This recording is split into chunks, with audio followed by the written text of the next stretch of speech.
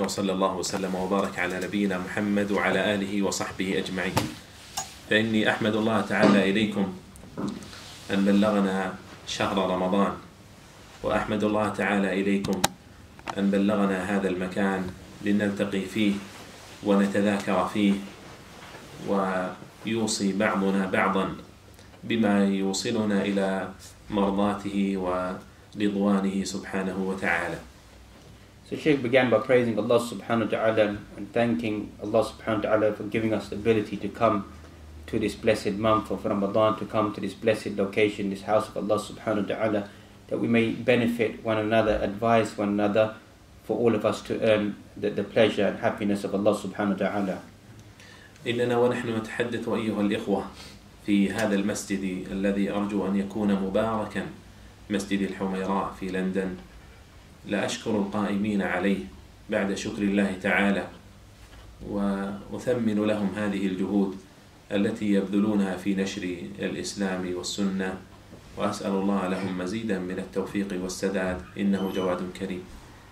Shaykh mentioned that we're going to speak in this blessed environment, this blessed masjid, and he wants to thank the organizers masjid, and obviously firstly to thank Allah subhanahu wa ta'ala for giving us the tawfiq and ability to come here together, and what he's heard of this masjid, its activities of spreading the sunnah, encouraging people to come towards Islam, to increase it in goodness.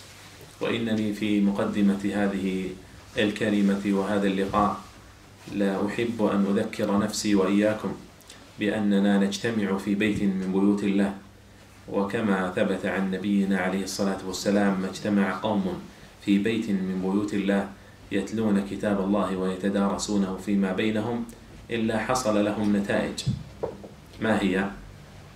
We find the Shaykh wants to, in the introduction, first remind himself, remind all of us who are gathering here today about the intent of our gathering, or why we attend such gatherings. That we find a famous hadith of the Prophet ﷺ who mentioned that no people gather together to come into the house of Allah subhanahu wa ta'ala except for to recite his book, or to make mention, or to make remembrance of him. And what will be the benefits that will be given to these individuals? أنا أبحث عن الجواب من الإخوة. Shaykh, what is the answer? What is the benefits of coming to the house of Allah subhanahu wa ta'ala? أحسنت. إلا نزلت عليهم السكينة. هذا الأول. You find the first thing, you find that the tranquility descends upon those individuals. والثاني تفضل. أحسنت. وغشيتهم الرحمة. And the mercy of Allah subhanahu wa ta'ala encompasses them or covers over them. والثالث أحسنت. حفتهم الملائكة. And the angels surround them by their wings.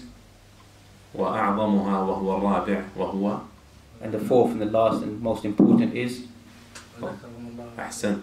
وذكرهم الله في من عنده. And Allah makes mention of those individuals with Himself subhanahu wa ta'ala. ويزيد على هذا أننا نجتمع في بلد فيه غربة للإسلام، وفي هذا ما يجعل المسلم أشد تمسكا واتباعا ومحبة ورحمة فيما بيننا، لنجتمع في هذا المسجد وفي غيره حتى يوصي بعضنا بعضا ويذكر بعضنا بعضا. So you find that what would increase upon this would be that we're surrounded by the stranger of Islam, or living in a non-Islamic environment, that we find it becomes more incumbent upon us to encourage ourselves and to increase ourselves in making obedience and following the sunnah of the Prophet ﷺ, and reminding ourselves to carry out such actions. حديثنا اليوم عن كيف نستفيد من رمضان. Our discussion today will be how we can benefit from the month of Ramadan. وفي مقدمة الحديث عن كيفية الاستفادة من رمضان لأسأل الإخوة سؤالا: متى شرع رمضان؟ So before Shaykh goes into the topic, he wants to pose this question to the brothers that regarding Ramadan: when was Ramadan legalized, or when was it sent down, the obligation of fasting in the month of Ramadan? الجواب: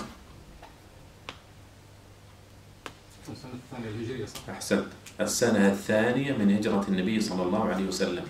The second year of the Islamic calendar we find, it was when Ramadan was prescribed. أجمعت الأمة على أن رمضان شرع في العام الثاني من الهجرة، وأجمعت الأمة على أن نبينا عليه الصلاة والسلام صام 9 رمضانات.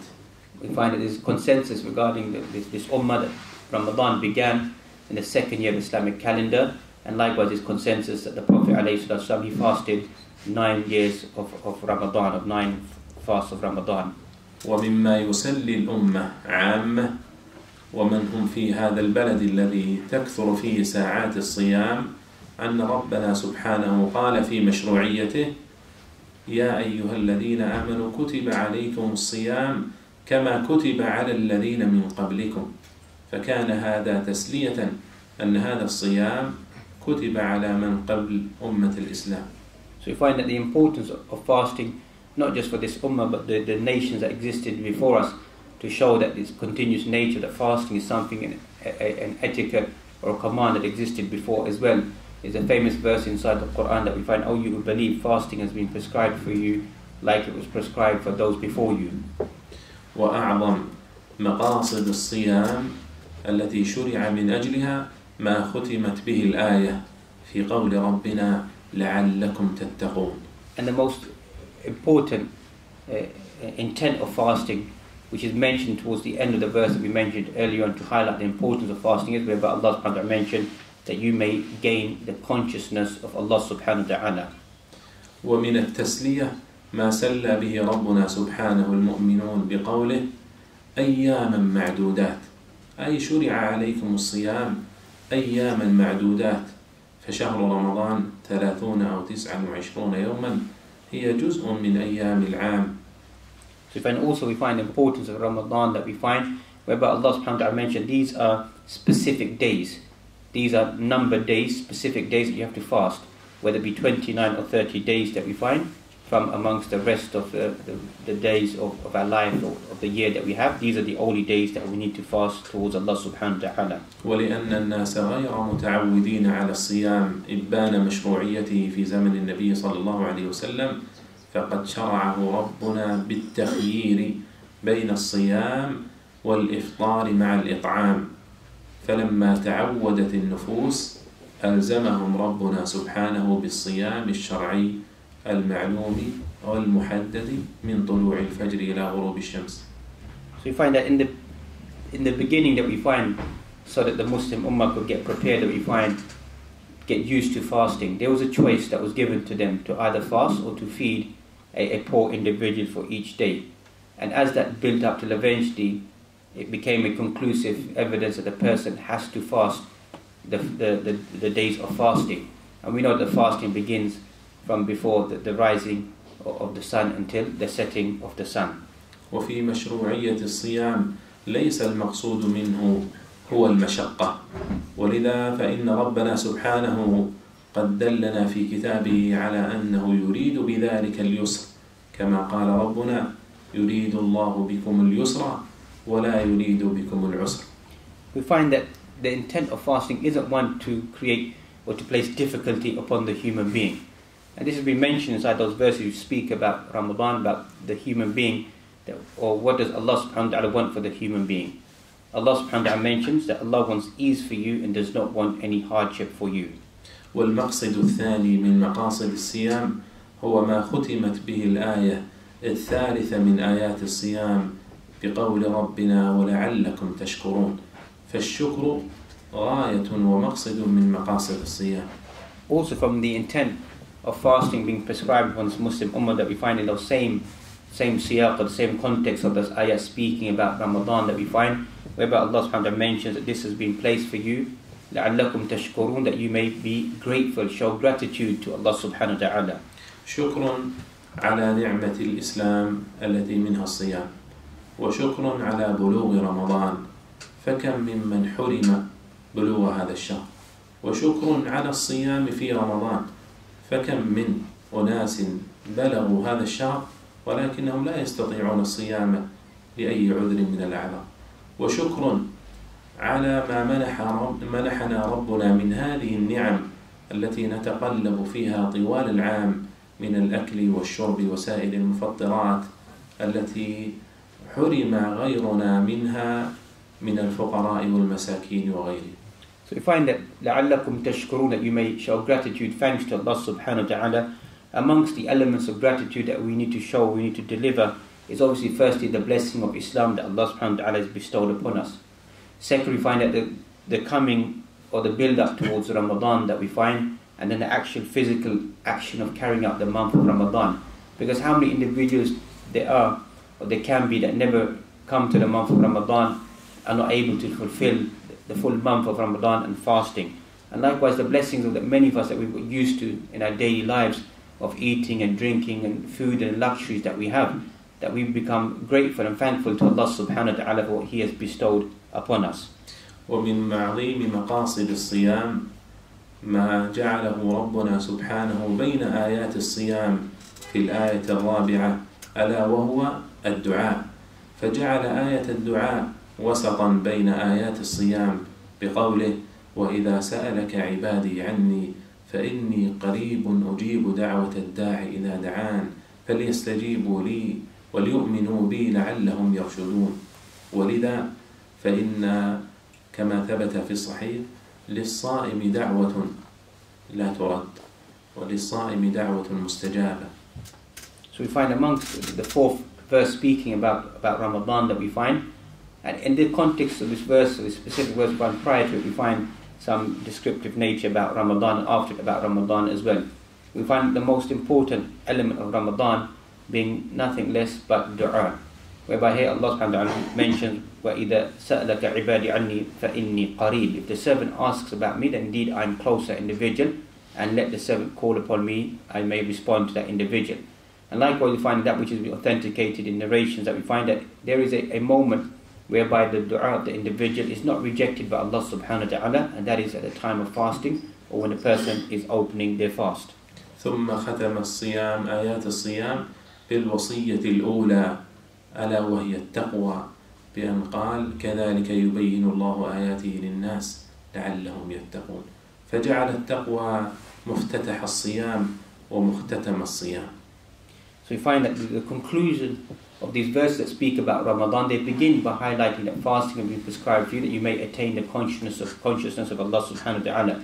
And also the ayat, they conclude, or they end also by highlighting this point, that these are the signs that Allah subhanahu wa ta'ala has sent down upon you, upon mankind, that you may achieve once again the consciousness towards Allah subhanahu wa ta'ala. ومن هذه الإلماحة السريعة حول رمضان وآيات الصيام ندخل إلى ما نتحدث فيه، وهو في كيفية الاستفادة من رمضان. وإن أعظم ما يوصى به المسلم عامة وفي بلاد الغربة خاصة أن يستفيد من رمضان في قراءة القرآن. So find after this swift introduction about an introduction to Ramadan that we find, what concerns us is how we can begin to benefit from this blessed month of Ramadan. And especially for us living in an environment which is far away from Islam, or in a non-Islamic environment, what is it that we can do to benefit ourselves during this blessed month of Ramadan, and even other Muslims in other places as well? Firstly is via the recital of the Quran. والوصية بالقرآن في رمضان جاءت من جهتين. So the advice regarding the focus of reciting the Quran in this encouragement comes via various thought forms or various angles. الجهة الأولى أن رمضان قد أنزل فيه القرآن كما قال ربنا إنا أنزلناه في ليلة مباركة، وكما قال ربنا إنا أنزلناه في ليلة القدر، وكما قال ربنا في آيات الصيام شهر رمضان الذي أنزل فيه القرآن. So we find that the first thing, the importance of the Quran can be understood, is that the Quran was sent down in the month of Ramadan. As we find numerous different verses inside the Quran highlighting this point, whether we look at Inna anzalnahu fi laylatin mubarakah, indeed we sent it down inside Surah Al-Dukhan, we sent it down on a blessed night.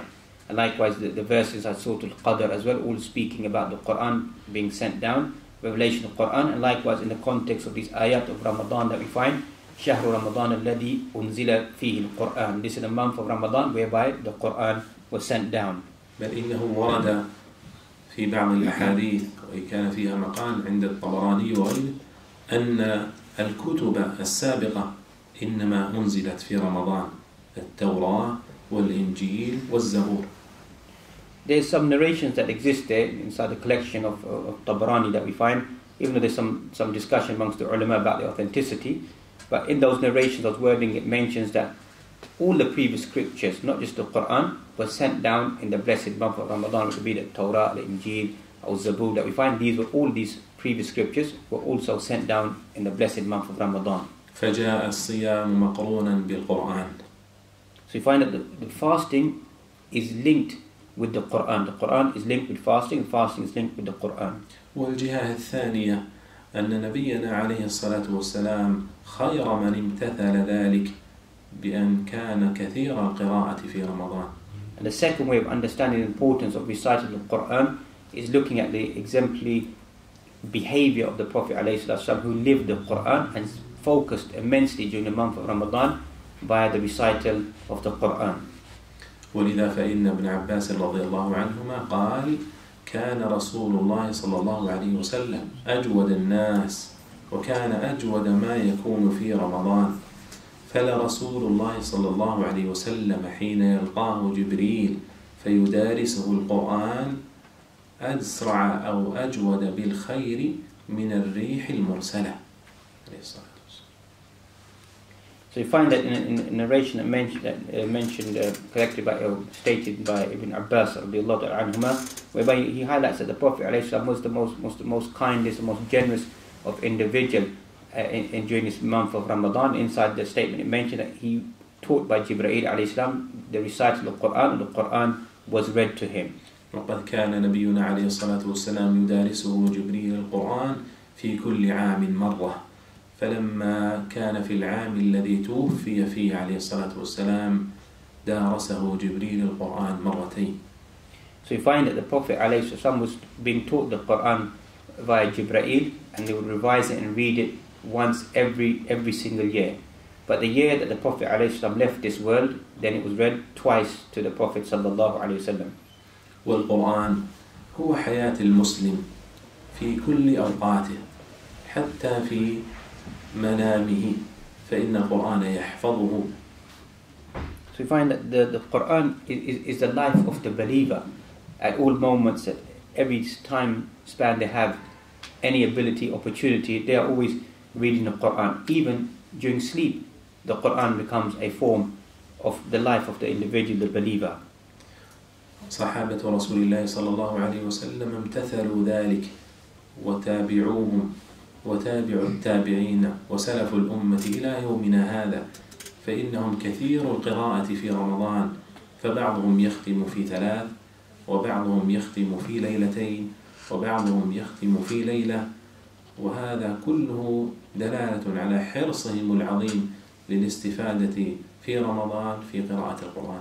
So we find that this general pattern that we find, whether it be if we look at the companions, those who follow the companions, those who came after them, and the previous generations up to this day, we find this strong encouragement, this strong passion, this strong commitment towards the book of Allah subhanahu wa ta'ala.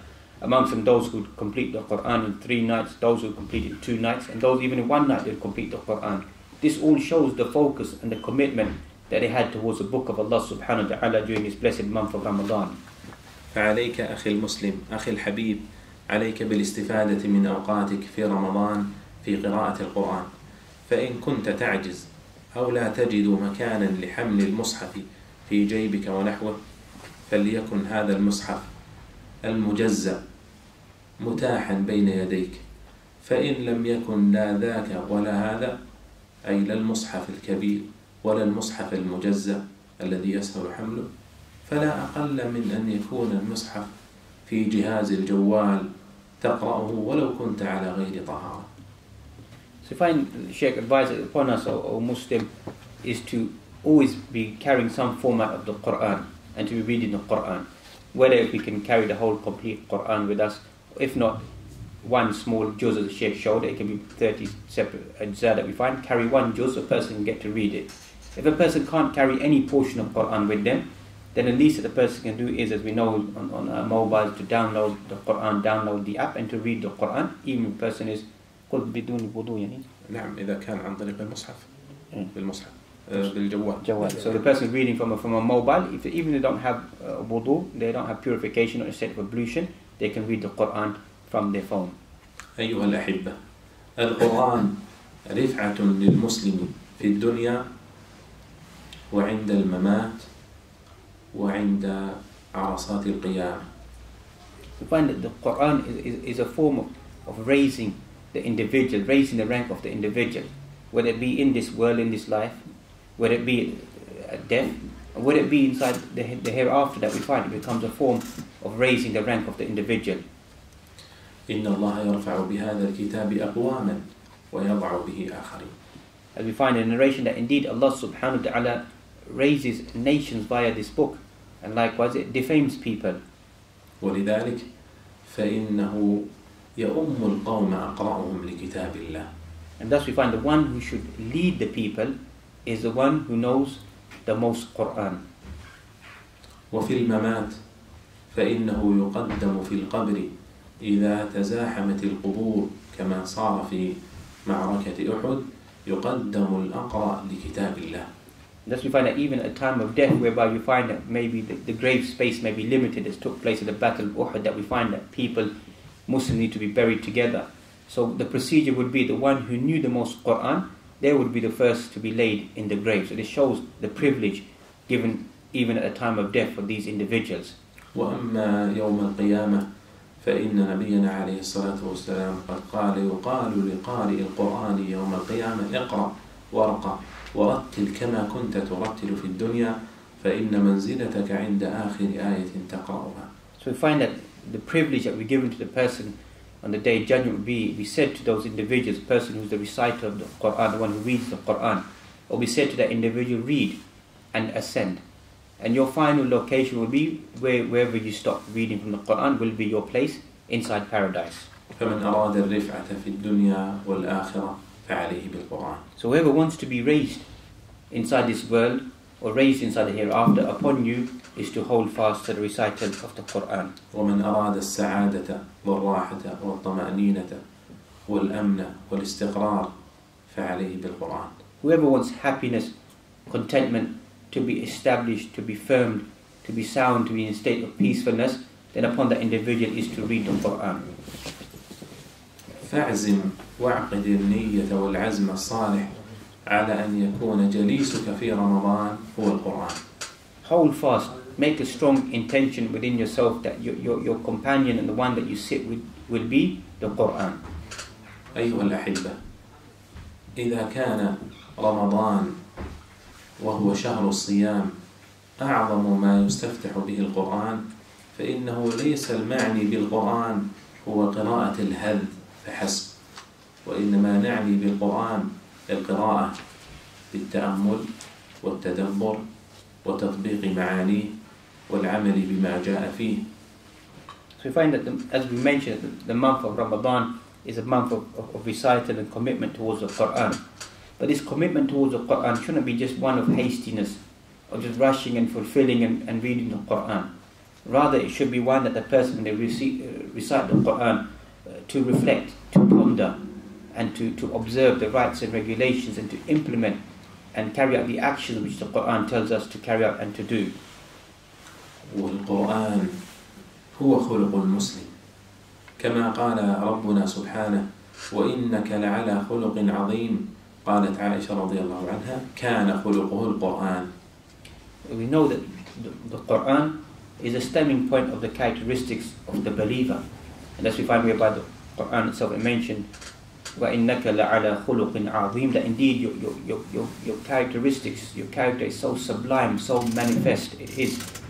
And described in this verse that we find that Aisha radiallahu ta'ala anha, she mentions, she narrates that, she says that كَانَ خُلُقُ الْقُرْآن, that his characteristics were the Quran, embodiment of the Quran. ومن مقاصد رمضان ومما يستفاد فيه في رمضان تهذيب المسلم خلقه فيكون حسن الخلق طيب المعشر مع إخوته وأهله وأحبابه. We find from amongst the intent of Ramadan that we need to remind ourselves about is about educating, pruning our characteristics and our behavior.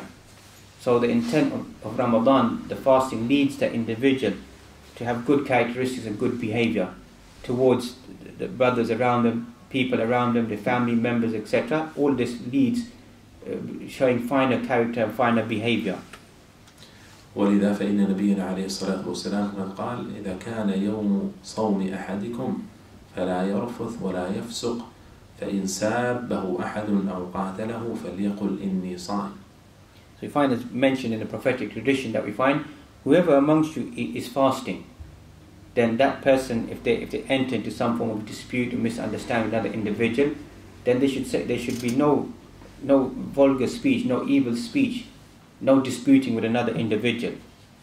ولذا فإن ربنا سبحانه قال في الحديث القدسي كل عمل ابن آدم له إلا الصوم فإنه لي وأنا أجزي به ثم علل ذلك بقوله يدع طعامه وشرابه وشهوته من أجلي.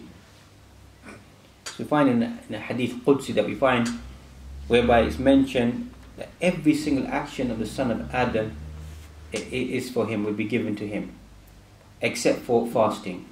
The reward of fasting will be given directly by Allah subhanahu wa ta'ala. He leaves his food, his drinks, his desires, he leaves all of them for the sake of Allah subhanahu wa ta'ala. أيها الأحبة ولذا فإن الصوم هو أعظم ما يمارس به المسلم الأخلاق الفاضلة والأخلاق الحسنة لأن من عادة الإنسان إذا جاع أن يسوء خلقه فأرشد مع ذلك أن يكون متحليا بالصبر والأخلاق. So you find that the benefits of fasting, that we find the intent of fasting, it leads the individual to raise their characteristics and their behavior. It leads the individual to become a refined and a better individual. The concept of patience in this month of Ramadan leads the individual to deliver these fine traits and these fine characteristics and behavior. وليس من مقاصد الإسلام في شيء أن يمنعك من الأكل والشرب وسائر المفطرات في رمضان ثم يبيح لك ما هو محرم من الغيبة والنميمة والكذب والبهتان وغير ذلك. So you find it doesn't make sense that you've been told to stay away from food and drink and to avoid it, and it has no impact upon you. Rather, deeper impact of the individual, just like you stay away from food and drink, it begins to train you to stay away from backbiting, from slandering, from lying, from cheating, from vulgar speech, vulgar words. It leads to restraining yourself, just like you restrain yourself away from food and drink. ولا يعين على ذلك بعد توفيق الله إلا بمصاحبة الصالحين وهذا الذي يجعل رمضان فيه روحانية للجلوس في المساجد فصار هذا مدرسة في رمضان وغير رمضان. So thus we find that the only way a person can achieve this is via seeking the aid and assistance from Allah subhanahu wa ta'ala to grant that to the individual. And then comes that the person finds the means of attaining that by sitting with the righteous individuals. Thus we know that the moment of Ramadan, the month of Ramadan, whereby in the houses of Allah subhanahu wa ta'ala you find that companionship, you find that spirituality, you find that ability to come closer to Allah subhanahu wa ta'ala. وربنا سبحانه خاطب نبيه عليه الصلاة والسلام وهذا الخطاب لأمته من بعده بقوله واصبر نفسك مع الذين يدعون ربهم بالغداة والعشي يريدون وجهه ولا تعد عيناك عنهم تريد زينة الحياة الدنيا. And thus we find that Allah subhanahu wa ta'ala addressed his prophet, and that command going to the prophet also, that command becomes generic, becomes general for the rest of this Muslim ummah as well. Whereby Allah subhanahu wa ta'ala mentioned to the Prophet alayhi salatu be patient and be with those individuals who seek the face of Allah subhanahu wa ta'ala in the morning and in the evening. And don't pay any attention to those individuals who are seeking or chasing after the world. ما يستفاد فيه في رمضان تلمس احتياج المسلم من الجيران والأصدقاء والأقرباء مما هو خارج عن النفقة الواجبة. So we find amongst the benefits of Ramadan that we find is going out of our way to take care of the needs of Muslims. Not just the normal needs that we may carry out during the year, but we know that in the month of Ramadan, this greater need of those people in dire need begins to be an awareness is created, a person begins to aid and assist those individuals. فإذا كنت ممنوعا من الأكل والشرب وسائر المفطرات في رمضان فاعلم أنه قد حرم غيرك من هذه النعمة فتلمسهم وتلمس احتياجاتهم في رمضان وفي غير رمضان. Thus you find, just like we may be prohibited or we abstain from food and drink during this month of Ramadan, there are other individuals that not just in Ramadan but throughout, outside Ramadan, throughout the year, that these individuals don't have access to food and drink. وإذا كانت النفس منشرحة في رمضان للتصدق وبذل المال فإنه هذا مدرسة للنفقة وبذل المال في غير رمضان. So as we mentioned previously, I forgot to mention this, Ramadan becomes a madrasa, an institute of teaching and nurturing the individual. So if the person in this month of Ramadan begins to spend their wealth, giving of sadaqat, being charitable inside this month, this will begin to have an impact upon the individual inside their life, that outside the month of Ramadan, they'll begin to be a generous individual. ومن أعظم ما يعين على الاستفادة في رمضان لزوم المساجد في صلاة الفجر وصلاة الظهر والعصر والمغرب والعشاء أعني بها صلاة الفرائض. Also amongst the benefits of Ramadan is an encouragement that people begin to come and attach themselves to the masjid. So a person that should come to the masjid, pray the fajr, the dhuhr, asr, etc. What we mean here is the obligatory prayers are conducted and the person joins the jama'ah to fulfill their prayers. فرمضان مدرسة للمحافظة على الفرائض قبل النوافل. So thus Ramadan once again becomes an institute of helping and encouraging individuals to guard and to preserve the obligatory prayers before then focusing upon the supererogatory prayers. وإذا كانت المساجد تمتلئ لصلاة التراويح والقيام فهذا مما يفرح كل مسلم ولكنه يحزن مع ذلك أن تكون هذه المساجد خالية في بعض الصلوات وربنا سبحانه قال في الحديث القدسي وما تقرب إلي عبدي بشيء أحب إلي مما افترضته عليه. We know that during this month of Ramadan that in the night prayers and Salatul Taraweeh that we find that the masjids are overflowing. Many people are there. But these prayers, as we know, these are supererogatory or extra prayers. And obviously this pleases us. But at the opposite, we find that during some of the punctual prayers or the obligatory prayers that we find, it seems to be an element of negligence of the amount of people attending obligatory prayers. And we know that the form of conduct of the believer is based upon the hadith al-Qudsi, that we find the ways of coming close to Allah subhanahu wa ta'ala. There is no way for a believer to come close to me, to come close to Allah subhanahu wa ta'ala, except for via that which Allah subhanahu wa ta'ala has obligated upon the individual. فرمضان مدرسة للقرآن ومدرسة للأذكار ومدرسة للأخلاق ومدرسة للتعليم ومدرسة للصحبة مع الصالحين. So you find that Ramadan is an institute of learning for the individual to learn, to implement the Quran, to focus upon the adhkar, the remembrance of Allah subhanahu wa ta'ala, to focus upon their characteristics and their behavior, and likewise becomes an institute of learning and teaching for the individual this blessed month of Ramadan. وليس المقصد من هذا الحديث التأكيد على هذه الأمور في رمضان فحسب وإنما نرجو أن يكون رمضان فرصة للتغيير. So the intent of our speech isn't just to emphasize these practices during this blessed month of Ramadan, but rather this becomes an opportunity to take these practices inside Ramadan, to take them outside of Ramadan. فإذا فتح عليك ربنا في القراءة في رمضان للقرآن مثلا فإياك أن يكون حالك في غير رمضان هاجرا له فتدخل في قول ربنا وقال الرسول يا رب إن قوم اتخذوا هذا القرآن مهجورا. So thus if a person, Allah subhanahu wa ta'ala has given that person, opened up for that individual to begin to recite the Quran during this blessed month of Ramadan, shouldn't become an individual that outside the month of Ramadan they begin to abandon the Quran, begin to neglect the Quran. Just as Allah subhanahu wa ta'ala mentions inside the Quran, whereby the messengers say, "Oh my Lord, my people have abandoned this Quran."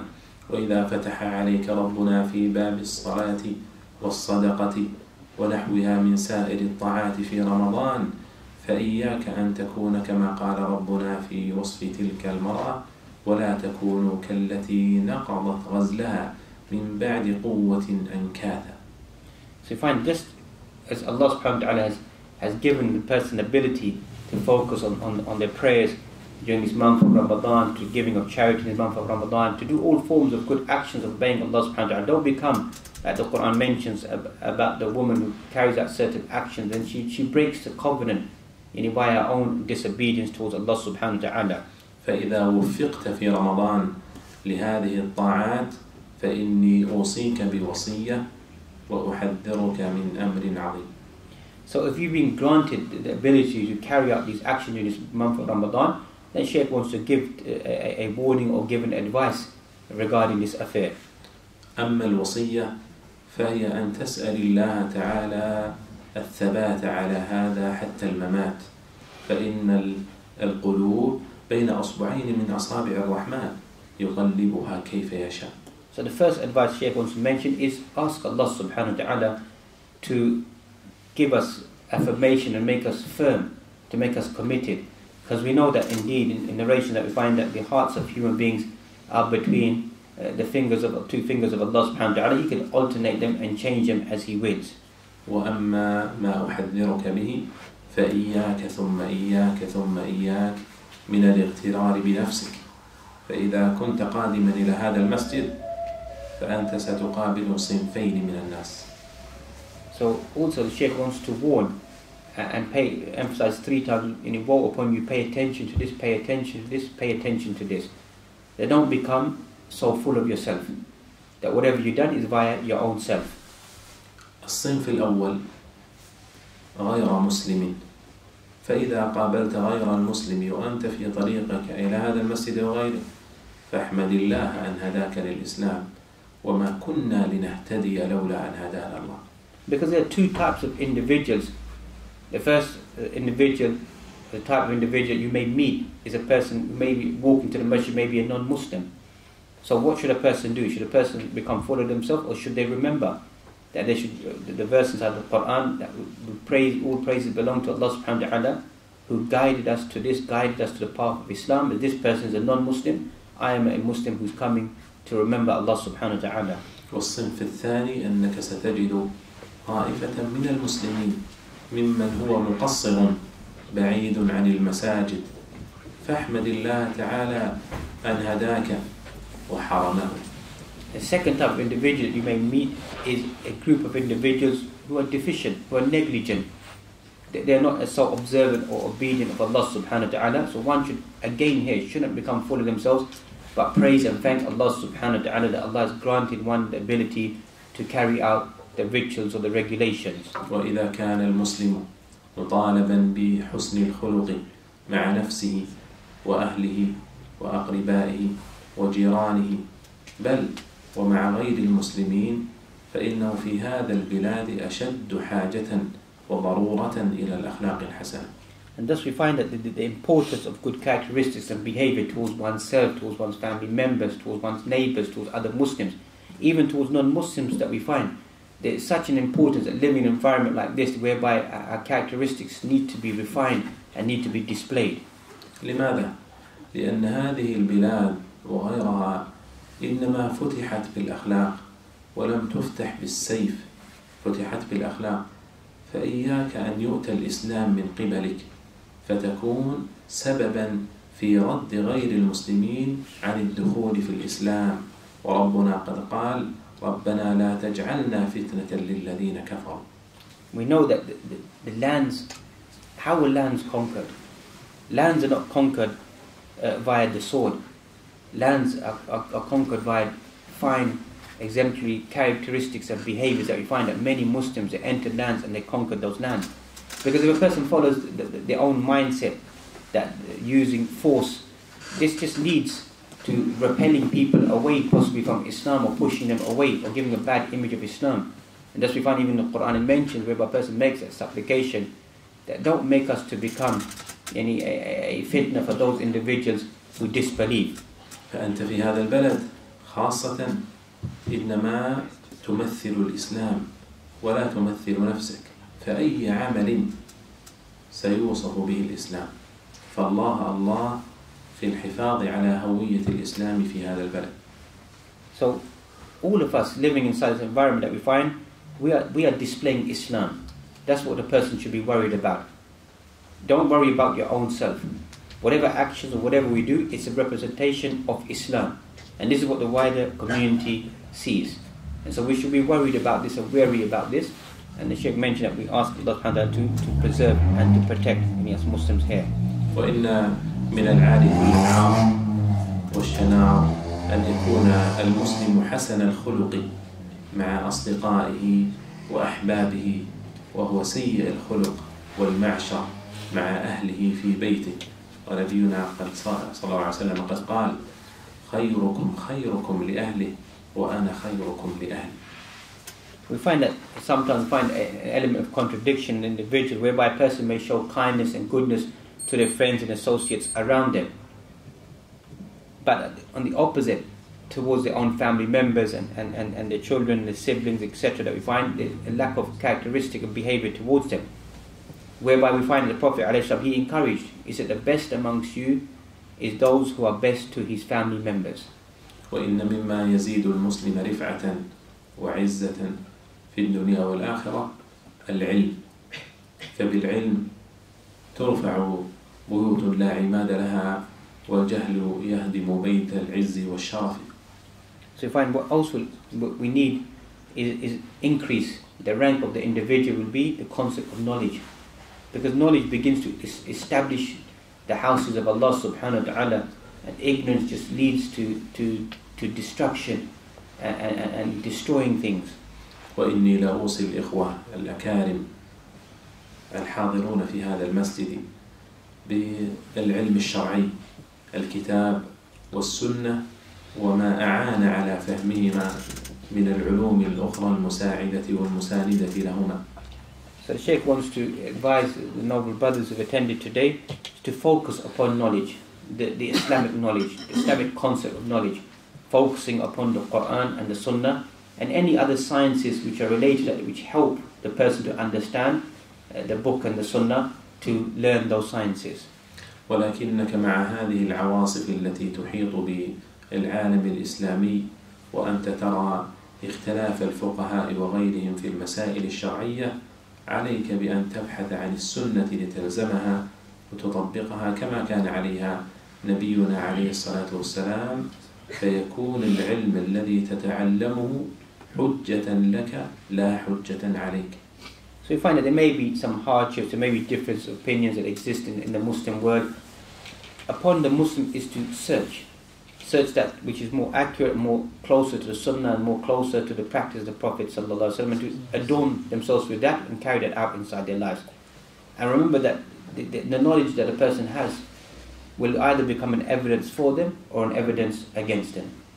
وإني أوصيك أيها الحبيب الموفق وأنت تدعو لنفسك في رمضان ألا تنسى من لهم حق عليك من والدين وإخوة وأقارب وجيران وذوي رحم وعموم المسلمين، من دعوة صادقة بأن يهيئ الله لهم أمرا رشدا. Also, the advice that we've given you in this blessed month of Ramadan, that we find a person to pray for their own selves and to pray for those individuals who have a right over you, whether it be your parents, your relatives, your neighbors, your friends, your family members, to have a sincere dua for those individuals during this blessed month of Ramadan. اللهم اجعل ما قلناه حجة لنا لا علينا، اللهم اجعلنا ممن يستمع القول فيتبع أحسنه، اللهم اجعلنا مباركين أينما كنا، اللهم اختم لنا بخير واجعل عواقب أمورنا إلى خير، اللهم اجعلنا من حزبك وأوليائك المفلحين، اللهم إنا نسألك علما نافعا ورزقا طيبا وعملا متقبلا، اللهم علمنا ما ينفعنا وانفعنا بما علمتنا وزدنا علما وعملا يا كريم، اجعلنا يا ربنا مفاتيح للخير مغالق للشر، اللهم انصر دينك وكتابك وسنة نبيك صلى الله عليه وسلم وعبادك المؤمنين، اللهم واجعلنا من أنصار هذا الدين يا رب العالمين، اللهم اجزي ووفق القائمين على هذا المسجد خير الجزاء وأوفاه، وأعنا وإياهم وسددنا وألهمنا وأرشدنا يا رب العالمين. اللهم اغفر لنا ولوالدينا ووالديهم وذرياتنا والمسلمين والمسلمات الأحياء منهم والأموات. اللهم اجعلنا لك شاكرين لك ذاكرين لك أواهين منيبين. تقبل ربنا توبتنا واغسل حوبتنا وأجب دعوتنا وسدد ألسنتنا واسلل سخيمة صدورنا. اللهم وفقنا لكل خير. اللهم اختم لنا رمضان برضوانك والعتق من نيرانك، واجعل لنا من كل هم فرجا ومن كل ضيق مخرجا ومن كل بلاء عافية. ثم إني بعد حمد الله وشكره والثناء عليه والصلاة والسلام على رسوله لا أشكر القائمين على هذا المسجد المبارك على هذه الدعوة الكريمة والأخذ من أوقات المشايخ، فلهم حق التقدمة. وأشكر لكم حضوركم جميعا، ونلتقي بإذن الله في مناسبات قادمة وأنتم أشد تمسكا بالسنة والمحبة والمودة فيما بيننا، وإن بإذن الله لملتقون، وإن لم نلتقي في الدنيا فأسأل الله أن يجمعنا في أعلى عليين على سرر متقابلين. هذا والله أعلم، وصلى الله وسلم وبارك على نبينا محمد وعلى آله وصحبه أجمعين. وأشكر في ختام هذا اللقاء أخي الشيخ محمود الذي أوصلني إلى هذا المكان المبارك، فجعل الله له بكل خطوة خطوناها حسنة وغفر لنا جميعا.